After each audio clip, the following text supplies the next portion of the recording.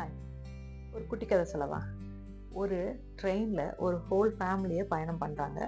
இது மேபி இங்கேருந்து ஒரு டெல்லி தூரம்னு வச்சுக்கலாமே. ஒரு 2 நாள் பயணம் கண்டினியூஸாக ட்ரெயினில் அவங்க ட்ராவல் பண்ணணும். இந்த மாதிரி போயிட்டு இருக்கும்போது டிடிஆர் வர்றாரு.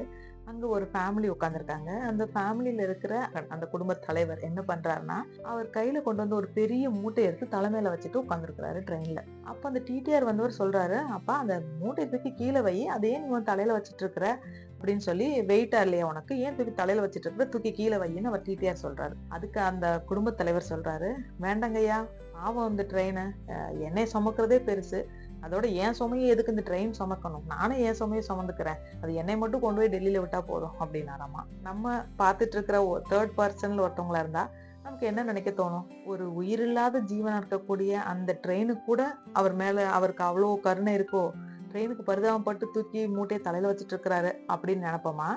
இல்ல, எந்த வில்லேஜ்ல இருந்துடா இவர் வந்தாரு, இப்படி சின்ன புரிதல் கூட இல்லாம மூட்டையை தூக்கி தலையில வச்சுட்டே வராரு, 2 நாள் பயணம் இது அப்படின்னு நம்ம நினைப்போமா? அவரை அந்த இடத்துல அறிவாளின்னு நம்ம டிஃபைன் பண்ணுவோமா, இல்ல முட்டாள்னு டிஃபைன் பண்ணுவோமா? நீங்களே திங்க் பண்ணுங்க. அந்த அதர் ஹேண்ட் இன்னொரு ஸ்டோரி பார்க்கலாம். அங்க ஒரு லேடி வராங்க. அவங்க ஒரு பஸ்ல போறாங்க. ஒரு இடத்துல இருந்து இன்னொரு இடத்துக்கு போகணும். பஸ் டிக்கெட் ஒரு 100 ரூபாய்ன்னு வச்சுக்கலாம். அவங்க ஒரு பெரிய பூ மூட்டை தூக்கிட்டு வராங்க. பூ கூட அல்லது பூ மூட்டை சம்திங், ஒரு லக்கேஜ் இருக்கு. அங்கே கண்டக்டர் சொல்றாரு, அம்மா லக்கேஜும் டிக்கெட் எடுக்கணும் அப்படிங்கிறாரு. எவ்வளோங்க ஐயான்னு கேட்குறாங்க. Same 100 rupees. ஒரு ஆள் டிக்கெட் பூக்கு எடுக்கணுமா அப்படின்னு கேட்குது அந்தம்மா.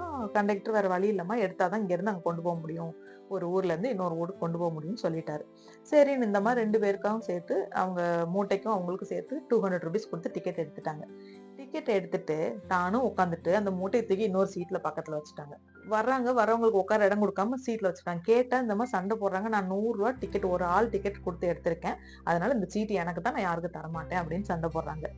அங்கேயும் நம்ம வேடிக்கையாளரா இருந்தோம்னா, தேர்ட் பர்சனா இருந்து வேடிக்கை பார்த்துட்டு இருந்தா, அந்த அம்மா பார்த்து நமக்கு என்ன நினைக்க தோணும்? ஓ, ரொம்ப புத்திசாலி, பரவாயில்லையே, அவங்க கொடுத்த காசுக்கு கரெக்டா அவங்க யூஸ் பண்ணிக்கிறாங்க, ஒரு சீட்டை எக்ஸ்ட்ரா ஒரு வாங்கிட்டாங்க, அப்படி ரொம்ப புத்திசாலி அப்படின்னு நினைப்போமா?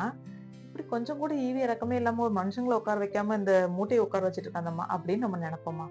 இந்த இடத்துல அவங்கள புத்திசாலியா கன்சிடர் பண்ணுவோமா, இல்ல மனிதாபிமானமே இல்லாம இறக்கமே இல்லாம இருக்காங்க அப்படின்னு நம்ம கன்சிடர் பண்ணுவோமா? நீங்களா இருந்தா என்ன உங்க மனசுல தோணும் இந்த 2 இன்சிடென்ட்ல அப்படிங்கிறத கமெண்ட்ல போடுங்க. முக்கியமா எனக்கு தெரிஞ்சு முக்கால்வாசி ஒரு 90% ஆஃப் த ஹியூமன்ஸ், நம்ம எல்லாருமே தேர்ட் பர்சனா இருந்து பாக்குறவங்க எல்லாருக்குமே இது பெரிய ஒரு முட்டாள்தனமா தான் தெரியும் நான் நினைக்கிறேன். அப்போ அதெல்லாம் எப்படி நமக்கு முட்டாள்தனமா தெரியுதோ, ஒரு சாதாரண சின்ன விஷயங்கள்ல, டே டு டே லைஃப்ல நடக்கிற விஷயங்கள் அடுத்தவங்க செய்யறத பார்த்தா நமக்கு அது ஒரு தவறான விஷயமாவோ, ஒரு அறிவில்லாதவர்கள் செய்யற விஷயமாவோ அப்படி நமக்கு தோணுது. அவங்கள பொறுத்தவரை அது கரெக்ட், அதை விடுங்க. அப்படி தோணுது இல்லையா? நமக்கே இப்படின்னா பெரிய பெரிய ஞானிகளுக்கும் சித்தர்களுக்கும், ஒரு விதமா ஞானத்துல தெளிவடைந்து ஞானமடைந்த சித்தர்கள் நம்மிடையே நிறைய பேர் வாழ்ந்துட்டு இருக்காங்க, நிறைய பேர் இல்லையா? அவங்களுக்கெல்லாம் நம்மளை பார்த்தா இந்த 2% மாதிரி தான் தோணும். ஆமாவா இல்லையா? யோசிச்சு பாருங்களேன். என்னன்னா, அவங்க எப்படி மூட்டை தூக்கிட்டு இருக்காங்க, அது பிசிக்கலா கண்ணுக்கு தெரியுது. நம்மளும் பல ஜென்மங்களா பல மூட்டைகளை தூக்கிட்டு நம்ம கூட டிராவல் பண்ணிட்டே இருக்கோம். ஃப்ளைட்ல போனாலும் சரி, ட்ரெயின்ல போனாலும் சரி, பஸ்ல போனாலும் சரி, பிஹைண்ட் த ஸ்கிரீன் மாதிரி நம்ம மண்டைக்குள்ள ஒரு பெரிய மூட்டையை வச்சுட்டே இருக்கோங்க. அவங்க பார்வையில நம்மளும் அப்படிதான் தெரியும்னு நான் நினைக்கிறேன். நீங்க இதை பத்தி என்ன நினைக்கிறீங்கன்னு கமெண்ட்ல சொல்லுங்க, நம்ம டிஸ்கஸ் பண்ணலாம். ஏன்னா நான் சொல்லக்கூடிய மூட்டைகள் எதுன்னு நேரம் உங்களுக்கு புரிஞ்சிருக்கும். கண்டிப்பா நிறைய பாஸ்ட்ல நடந்த இறந்த கால நிகழ்வுகளை பெரிய பெரிய மூட்டைகளா தூக்கி நம்ம மைண்டுக்குள்ள வச்சுட்டு இருக்கிறோம். எப்பங்க நம்ம அந்த மூட்டையை இறக்கி வைக்க போறோம்?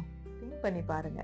என்னென்ன மூட்டைகள்லாம் நீங்க வச்சிருக்கீங்க, எத்தனை மூட்டைகள் வச்சிருக்கிறீங்க? நான் சொன்ன இந்த 2 கதையில 2 பேரும் ஒரு மூட்டை தான் வச்சிருக்காங்க. ஆனா நம்ம மைண்டுக்குள்ள பல ஆயிரம் மூட்டைகள் வச்சிருக்கிறோம்.